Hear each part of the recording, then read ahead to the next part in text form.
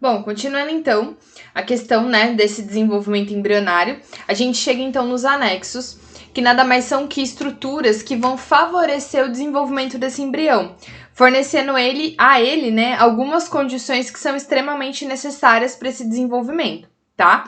Então, por exemplo, durante a neurulação, que é aquele processo que a gente falou anteriormente, que é a formação de tubo neural, notocorda, etc., a junção do mesodermo, ectodermo e endodermo origina, então, um conjunto de membranas extraembrionárias, ou seja, membranas fora do embrião, das quais, mesmo tendo a sua origem no embrião, não fazem parte da sua estrutura corporal, tá? Então, assim, essas membranas, elas têm origem embrionária, mas elas não fazem parte do corpinho do embrião, tá?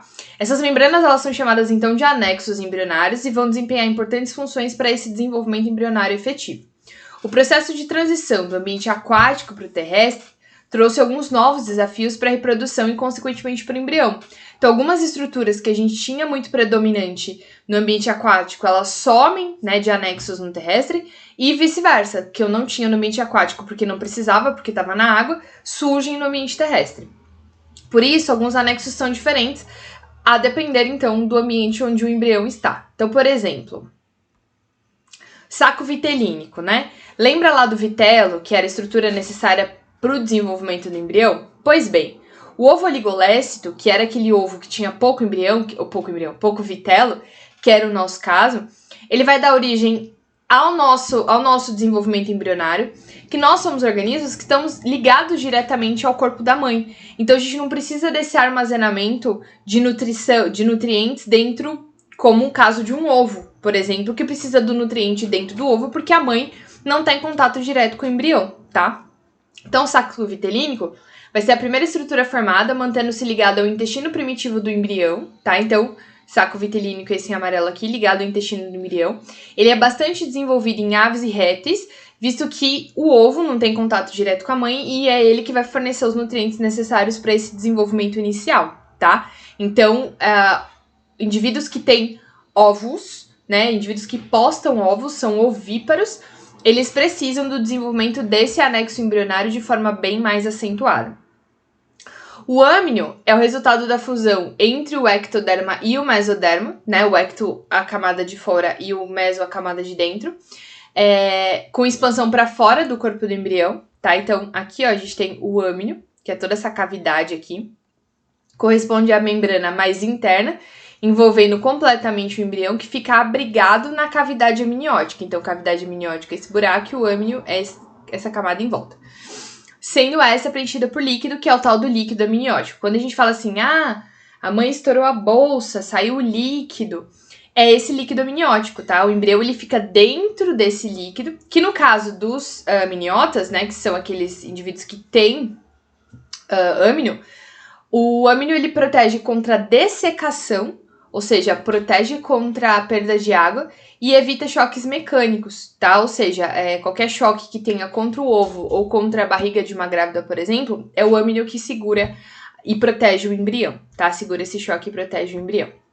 O córium é a membrana mais externa, que reduz a perda de água por evaporação e regula a troca gasosa do embrião com o ambiente externo, tá? Depois a gente vai ver no que o córeo se transforma no caso dos indivíduos que o desenvolvimento é interno dentro da barriga da mãe, tá? Então a gente tem aqui o âmnio, né, a cavidade amniótica, a vesícula vitelínica, o vitelo, e o córium, que é a camada mais externa, que fica bem próxima à casca, no caso dos indivíduos que possuem a casca, tá?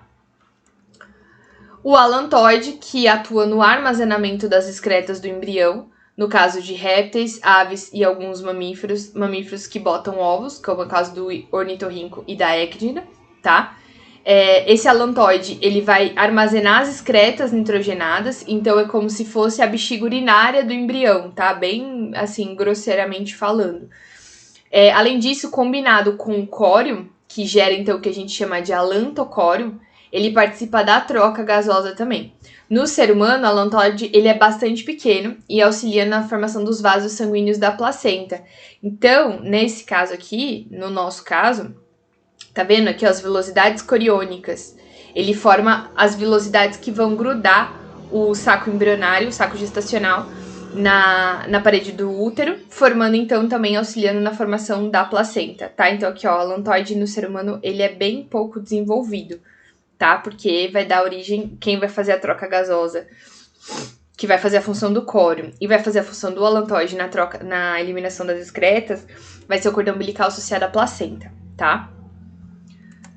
Bom, de acordo com o local onde ocorre o desenvolvimento embrionário do animal, a gente tem, então, a classificação deles em ovíparos, que são aqueles que liberam ovos no ambiente, dentro do qual o embrião se desenvolve, nutrindo-se do vitelo que foi armazenado, que é o caso de aves, répteis, mamíferos monotremados, que é a ecdna e o ornitorrinco.